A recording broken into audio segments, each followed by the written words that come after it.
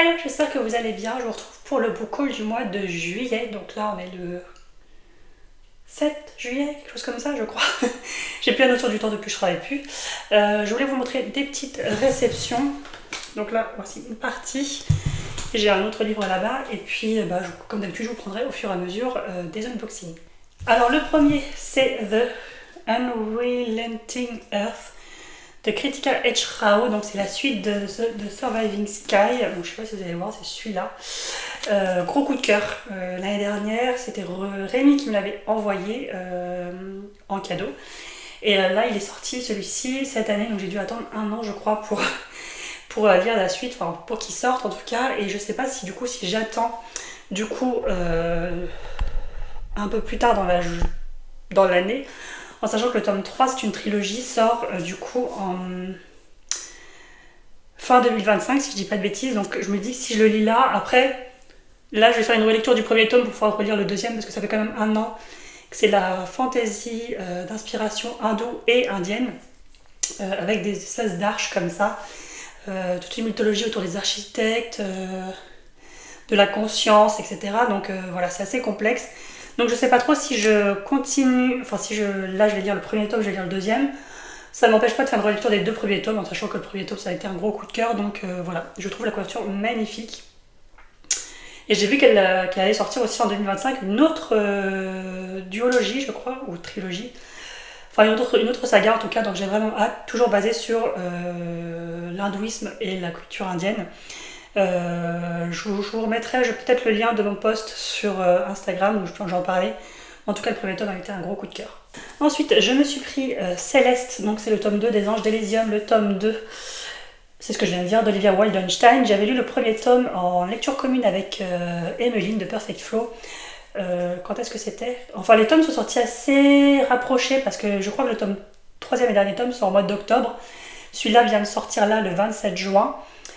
Du coup que j'ai reçu qu'au mois de juillet et l'autre on l'a lu cette année en 2024 mais je sais plus trop à quelle date. J'aime beaucoup celui-ci parce que l'autre est plus rouge, donc un peu plus sanglant, et là avec le violet ça fait très beau. Donc en fait on est dans un système où en fait on suit des plumables qui sont en fait au plus bas de l'échelle des anges, et en fait qui doivent gagner leurs plumes en fait pour atteindre les terres d'anges, donc Elysium. Et il faut atteindre un certain nombre de plumes, et en fait leur mission c'est d'aller sur Terre et de faire des bonnes actions aux méchants, entre guillemets, et les humains ont des cotes, donc ça va jusqu'à peut-être 100, je ne sais plus. Et plus la cote est élevée, plus c'est difficile en fait de leur faire des bonnes actions parce que ce sont des grands méchants quoi.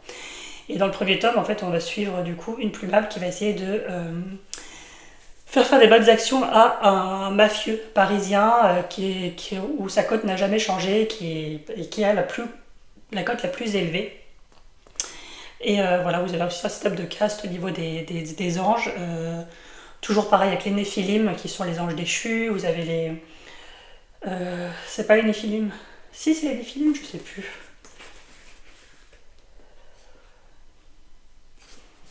Oui, c'est ça, et puis vous avez les séraphim qui sont en gros les archanges, etc. Et vous avez des anges qui sont là pour récolter les âmes humaines, enfin voilà, vous avez toute une organisation. Et là en fait on va suivre Céleste, qui est un des personnages qu'on a le plus apprécié avec Emmeline et qui nous a le plus intrigué dans le premier tome. Là c'est un tome compagnon, c'est-à-dire qu'on va suivre pas les personnages du premier, même si je pense qu'on va les revoir, mais on va suivre plutôt Céleste, du coup qui était un personnage secondaire du premier tome.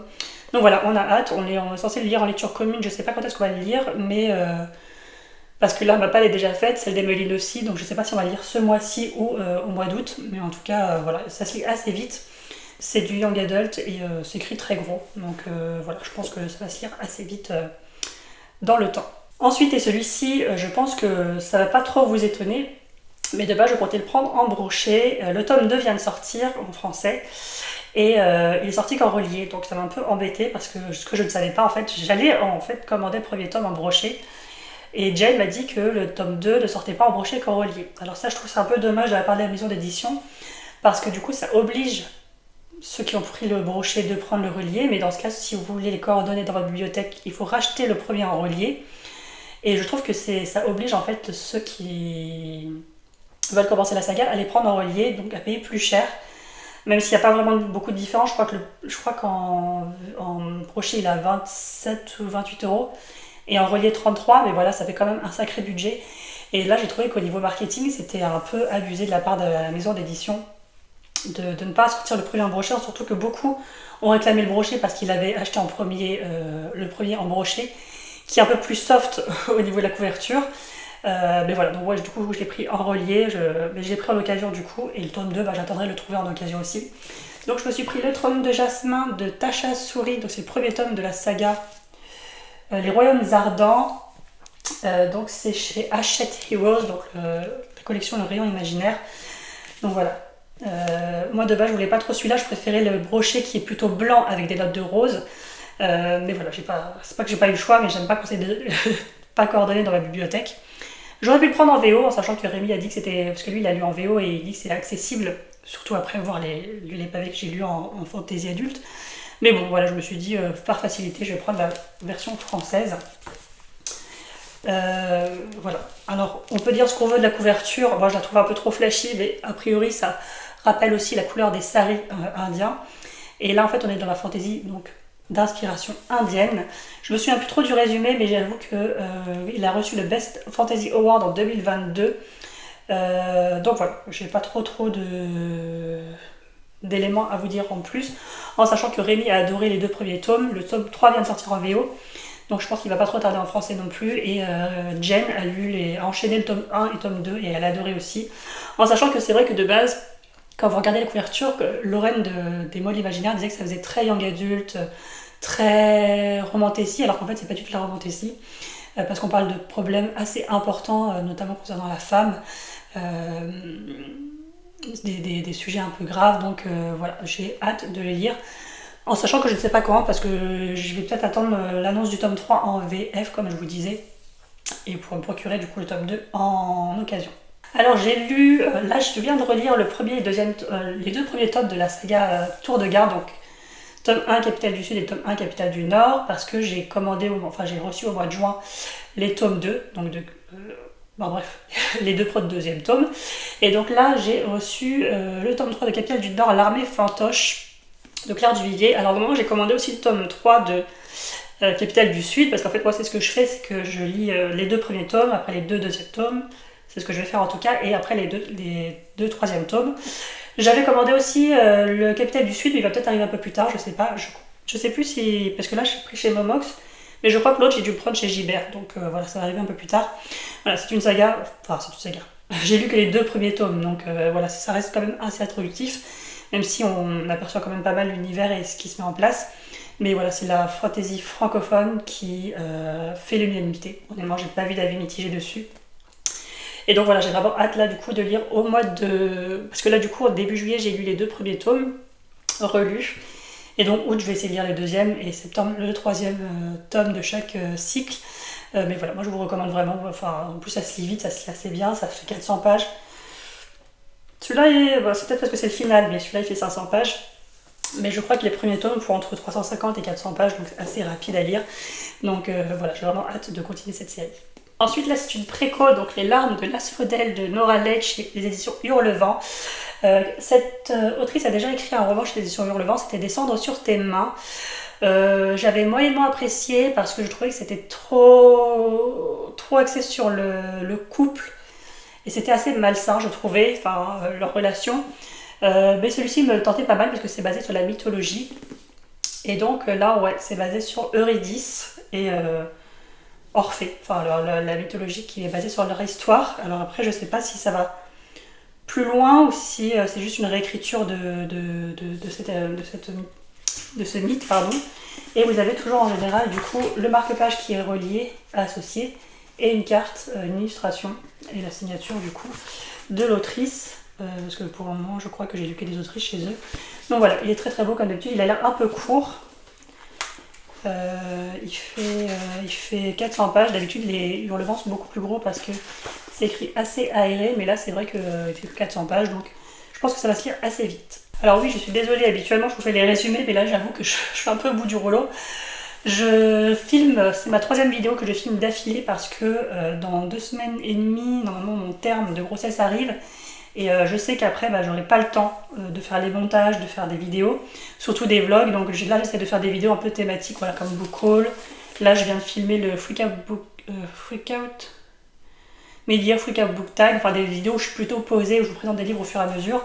Mais les vlogs, je pense, reprendront peut-être que quand j'aurai pris le rythme avec bébé. Mais là, vu que je suis à 2 semaines et demie de mon terme, je suis un peu fatiguée. J'avoue que après 2-3 vidéos tournées, j'ai envie de juste passer à autre chose. Là, c'est un roman qui me fait tellement envie. J'aurais pu le mettre dans mon Media Freakout Book Tag, dans un des romans que j'attendais le plus.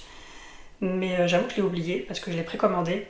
Donc c'est The Night Ends with Fire de KX Song. Est-ce qu'il est pas trop beau?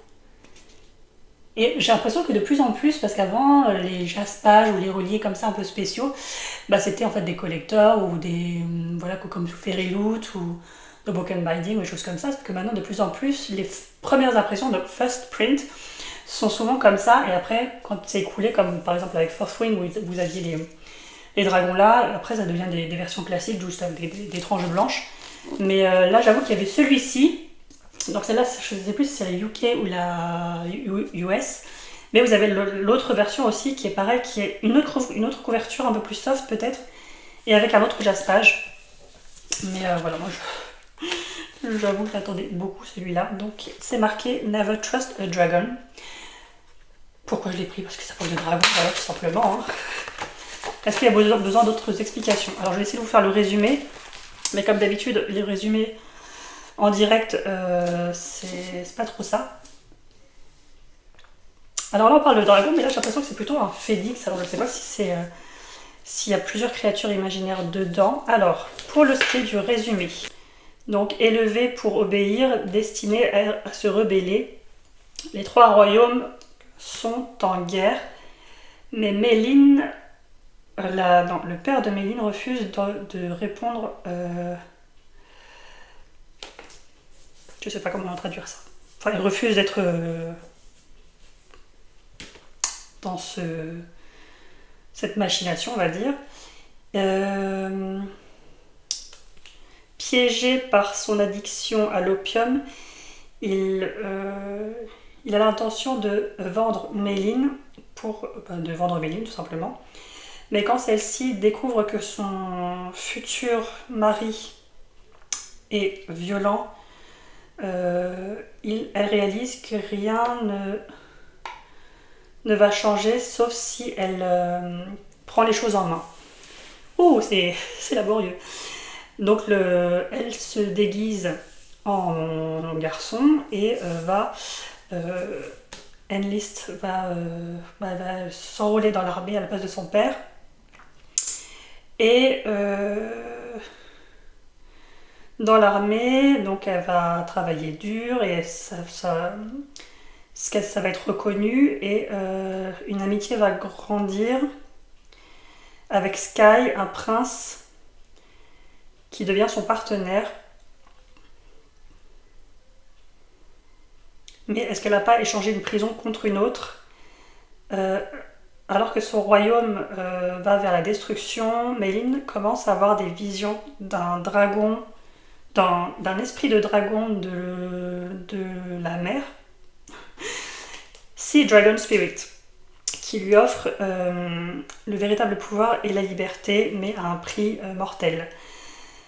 Avec le futur des 3 royaumes en équilibre, Méline va devoir décider qui croire. Sky, qui lui inspire la loyauté et l'amour, l'esprit du dragon de la mer, qui a son propre agenda, ou le prince ennemi qui l'a fait questionner, surtout sur son royaume et sur son propre cœur.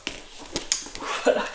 Donc a priori ce serait plutôt un esprit dragon de la mer, mais a priori pour moi ça a l'air d'un phénix, mais enfin bref, il est très très beau, il a l'air voilà, je sais pas si c'est un stand-alone, est-ce que c'est un...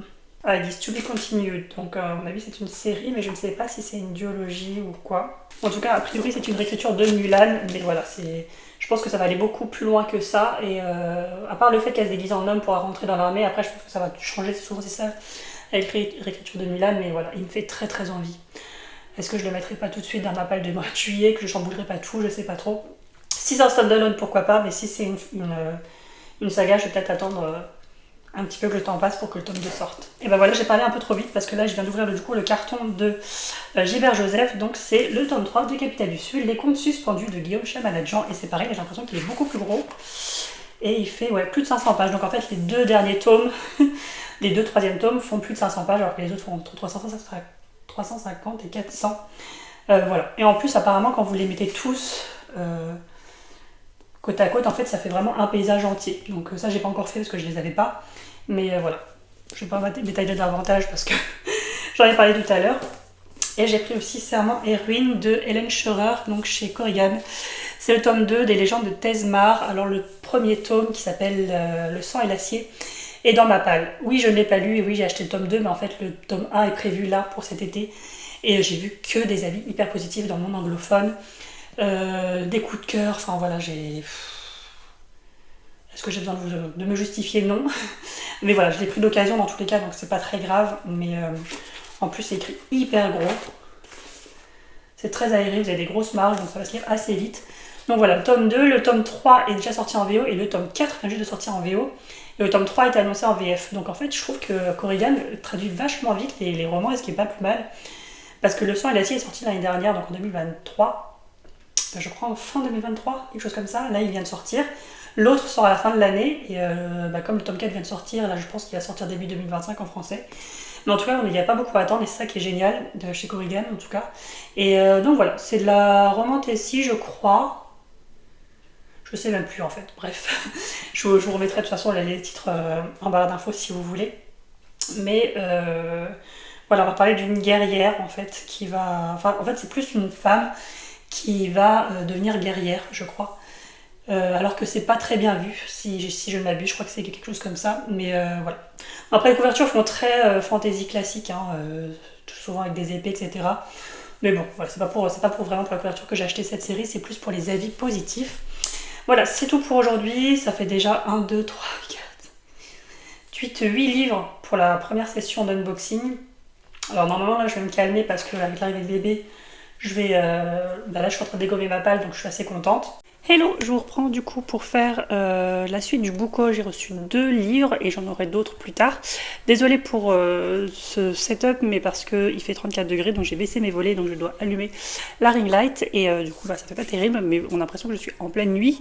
Mais voilà, j'avais pas trop le choix. Donc j'ai acheté The Spell Shop de Sarah Beth Dost. J'ai flashé sur la couverture, faut le dire, elle est très magique, très cosy. Là, on a un espèce de petit chat avec des ailes, je sais pas si vous voyez. Et voilà, et puis les pages sont violettes. Donc voilà, je pense qu'il n'y a rien de particulier à l'intérieur. Non, je sais pas s'il y a quelque chose de particulier. Non, ça commence direct, et puis vous avez des entêtes de chapitres comme ça. Et donc, pour vous dire de quoi ça parle... qui est là, qui a toujours eu des troubles, enfin a eu des problèmes pour les interactions avec les gens. Elle est libraire à la grande librairie d'Alysium, et elle et son assistante Kaz, une Magically Sentient Spider Plant, ont passé du temps, ont passé la dernière décennie séquestrées dans le plus précieux spellbooks de l'Empire, préservant leur magie de l'élite de la cité. Oh, je comprends pas trop, hein. Donc quand la révolution commence et que la librairie part en flammes, elle et Kaz s'enfuient avec tous les spellbooks qu'elles peuvent prendre et vont sur une île où Kiela pensait ne jamais revoir son childhood, donc de son enfance. Donc elle retrouve refuge là-bas. Kiela découvre un bruyant, mais aussi... Non, c'est pas bruyant. Elle découvre un... Alors Kiela découvre là-bas un voisin, handsome, qui vient jour après jour s'assurer qu'elle les nourrit et pour l'aider à réparer sa maison. Elle a besoin de revenus et donc du coup Kiela va voir que la bakery, donc la pâtisserie de la ville n'a pas de jam, c'est la confiture. Donc avec l'aide d'une vieille recette dans le livre de recettes de ses parents et un peu de magie illégale, son jardin cottage va être couverte de berries mais la magie peut faire plus que rendre la vie plus... Alors ils disent sweet, mais j'imagine plus douce. Donc Kiela risque les conséquences d'user des spells, donc des spells quoi, et ouvre la première secret spell shop de l'île. Voilà, donc c'est une rom-com full of mythical creatures, donc créatures mythiques, et de cinnamon rolls et de magie. Le spell shop va guérir votre cœur et nourrir votre âme. Voilà, c'est un cozy fantasy, j'imagine. Voilà, moi ça me fait très envie. Et puis je me suis pris L'ombre des dieux de John Green, donc chez l'édition Léa, donc c'est la confrérie du sang, le tome 1. J'ai lu Malice, les 2 premiers tomes, j'attendais avant de me procurer le tome 3 l'annonce de la sortie du tome 4, et maintenant que la sortie du tome 4 qui s'appelle... Je ne sais plus, va sortir du coup au mois de novembre, du coup je me procure le tome 3. Je vais peut-être lire un résumé spoilant du tome 1 et 2 parce que je m'en souviens plus trop. Et en fait celui-ci je l'ai acheté parce qu'en fait Emeline de la chaîne Perfect Flow l'a lu et a adoré. Elle a lu le tome 2, elle a eu un gros coup de cœur dessus. Et là elle vient d'entamer Malice et j'avoue qu'en fait en attendant du coup la sortie du tome 4, l'annonce de la sortie du tome 4, j'ai acheté celui-là. Et entre temps j'ai appris la sortie du tome 4 parce que je me suis dit si j'attends encore longtemps, parce que là la sortie du tome 4 a mis un peu de temps à arriver. Je me suis dit que j'allais commencer celle-ci en sachant qu'elle a eu beaucoup de succès, peut-être même plus que la saga des terres bannies, mais bon finalement, voilà, je vais procurer le tome 3 et je vais peut-être lire celui-ci avant la sortie du tome 4, mais voilà, je vais alterner un petit peu, mais il me fait très envie, donc c'est basé sur la mythologie nordique. Je vous en dis pas plus, je vous laisse regarder le résumé sur internet, et ma soeur m'a pris celui-ci, je sais pas si vous vous souvenez, mais elle m'avait acheté un autre dessin, un autre cahier coloriage comme ça, un peu sur des shops en fait, des boutiques et là c'est sur les Cozy Spaces, c'est la même collection je crois, donc en fait vous avez voilà, c'est pour faire passer le temps, donc vous avez par exemple la bakery, donc la pâtisserie, enfin il y a plein de boutiques différentes en général, enfin là c'est pas que des boutiques, c'est plus des espaces cosy. Voilà la petite souris avec dans un réveil, oui c'est ça, comme une sorte de maison, enfin vous avez plein de choses un peu différentes. C'est un peu cute, on va dire. Et puis voilà. Mais l'autre, c'était plus des shops en fait. Donc là, vous avez avec les plantes. Donc voilà, c'est. Je pense, parce que comme je disais à ma soeur, parce qu'elle m'a demandé si je l'avais commencé, mais je préfère commencer du coup, finir, en tout cas l'autre, que ma fille d'ailleurs colorie aussi, parce qu'elle préfère mes coloriages aux siens. Et après, je commencerai celui-ci. Donc voilà, pour ce petit book haul, j'en ai d'autres qui arrivent normalement. Donc je vais essayer de filmer ça quand ils arriveront. Et puis là, de toute façon, on est le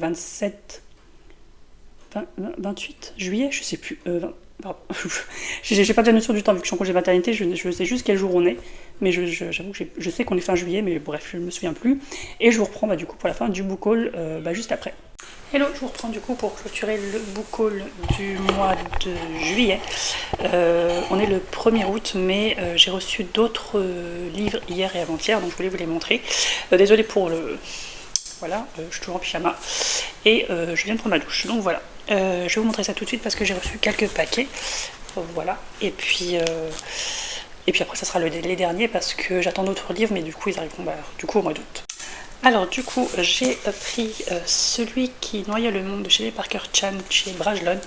J'avais lu celle qui devint le soleil il y a un petit moment, ça doit faire 2 ans je crois minimum, et j'avais adoré. Voilà, c'est donc en fait une jeune fille qui va prendre la place de son frère donc dans un monastère en fait, Donc il va prendre l'identité d'un homme en fait, parce que son frère décède après la mort de son père, il meurt de chagrin en fait, et une divinatrice, je sais plus, une voyante peut-être, avait prédit un grand destin à son frère, et elle disait que c'était le néant. Parce qu'en fait, dans cet univers, les femmes sont des propriétés, en fait. Elles ne sont pas considérées comme des êtres humains, comme des personnes à part entière. Et du coup, elle veut faire basculer ça et du coup se battre pour devenir quelqu'un et changer sa destinée. Et donc voilà, donc au début, elle va se faire passer pour un homme dans un monastère. Le monastère va être attaqué et après, il va s'en suivre plein de péripéties. Et j'avais adoré, en fait, c'est une réécriture, je crois, de l'histoire de la impératrice de Chine, je crois. Je sais plus trop, en fait, en tout cas, quand vous lisez les notes de l'autrice, vous avez ses références et en fait à quoi elle fait référence. Il me semble que c'est une réécriture, une réimagination en tout cas d'un personnage historique.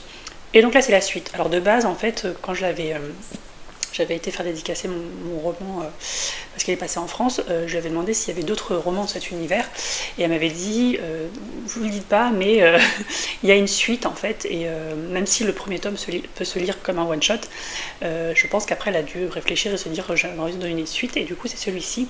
Moi je prends les versions hardback parce qu'elles sont très jolies.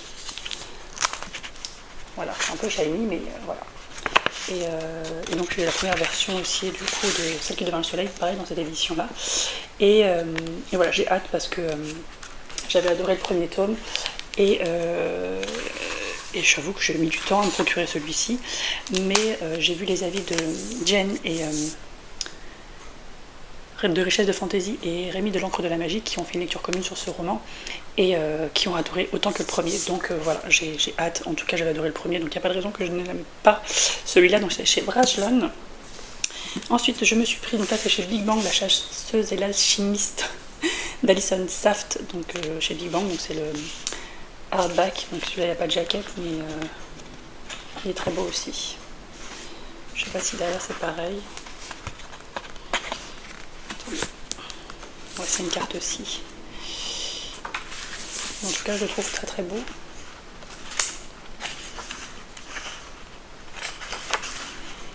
Et si je parle doucement, je suis désolée, c'est parce que j'ai mon fils qui dort à côté, même si en fait quand je passe l'aspirateur, il s'en moque royalement et il dort quand même. Mais voilà, j'ai pas trop envie de risquer de le réveiller. Et voilà, alors pourquoi je l'ai pris de base? Il me tentait, sauf que j'avais vu des avis mitigés comme quoi il se passait pas grand chose. Mais là, son deuxième roman sort du coup chez Big Bang, qui s'appelle Un fragile enchantement. Donc en français, en anglais, c'est pareil, je crois, c'est Fragile Enchantment, je crois. Et qui va sortir, et en fait, donc du coup, c'est un peu le même style de couverture, et qui me tentait beaucoup en VO quand il est sorti. Et en fait, je me suis repenchée du coup sur le résumé de ce tome-là, enfin je crois que c'est des one-shots hein, de toute façon. Et en fait, finalement, ça me disait de base, mais en fait, comme j'avais vu des avis mitigés, j'étais un peu réticente, mais au final, je me dis, il faut que je me fasse ma propre opinion, et il y a quand même beaucoup de personnes qui l'ont aimé, donc voilà, pourquoi pas. Ensuite, je me suis pris 2 romans en VO. Alors ceux-là, je pense qu'ils ne sont pas très connus, donc ça c'est The Rain in the Holy Library de K.A. Linde, ou Linde, je sais pas. Et en haut, ils mettent She broke the monster treaty and he'll make her pay. Donc voilà, il est très très... Je sais pas si vous voyez, mais il y a du vernis sélectif là. Voilà, il est très très beau. Et ça, en fait, c'est souvent maintenant, même hors édition collector, etc., maintenant, souvent les maisons d'édition anglophones font un peu comme en français maintenant, par exemple avec De Saxus, par exemple, même beaucoup d'autres qui commencent, hein, notamment Big Bang ou Brajlon, ils font des éditions first print en fait, mais en fait ce sont des premières éditions, et en fait une fois que les premières éditions sont écoulées, les autres sont avec des pages blanches, enfin des tranches blanches toutes simples, etc. Et voilà, et donc en fait là vous avez, pourquoi j'ai craqué, parce que je trouve que les illustrations sont très belles. Et j'avoue que quand je prends des romans en anglais, enfin, c'est pas quand je prends des romans en anglais, mais quand je vois que des livres sont annoncés et que c'est des first print, j'avoue que je suis un peu plus... Enfin, le regard est attiré vers ces couvertures, mais c'est pas pour ça, je lis aussi le résumé. Et donc là, on va suivre... C'est toujours compliqué de faire des résumés en anglais, enfin de translate, de traduire. Donc là ils disent que certaines choses ne sont pas supposées exister en dehors de notre imagination. 13 ans plus tôt, des monstres ont émergé des ombres et ont plongé Kirce, donc Kirce ça doit être la fille, le monde de Kirce dans une guerre cataclysmique de presque totale destruction. On va dire que c'est très approximatif ma traduction. Donc le New York City qu'elle connaît va s'effondrer pratiquement dans la nuit. Et pendant ce carnage, le Monster Treaty, donc le traité du monstre, va être créé, une paix, une sorte de paix. Mais ce soir, Kirce, une voleuse sans peur et avec des dons, va briser le traité. Elle va entrer dans la Holy Library, ne sachant pas que c'est la maison d'un monstre. Il est charmant, terrifiant, mais il connaît le talent quand il le voit, et c'est juste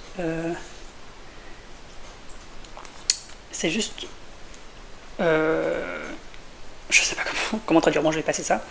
Et maintenant elle est enfermée dans un dangereux bargain. C'est quoi déjà en français? J'ai du mal parce que quand je dis en VO, en fait je traduis même plus. Donc un pacte avec la créature, et elle va devoir sacrifier sa liberté. Elle lui offre ses talents et ensemble ils vont mettre leur propre futur en péril. Et mais il a joué ce jeu pendant des centaines d'années, et maintenant qu'elle est entrée dans ce jeu, il n'y aura pas de no escape, de fuite. Non, oui c'est ça. Enfin bref. Donc voilà. Et là en fait on voit, je sais pas si vous voyez sur la couverture, là le monstre. Et là ça doit être Kirce. Kirce ou Kirce. Ah oui, j'avais même pas vu la couverture là aussi de l'extérieur. Bon en fait il est très très beau. Voilà le détail là. Bon en fait je suis contente de l'avoir pris du coup.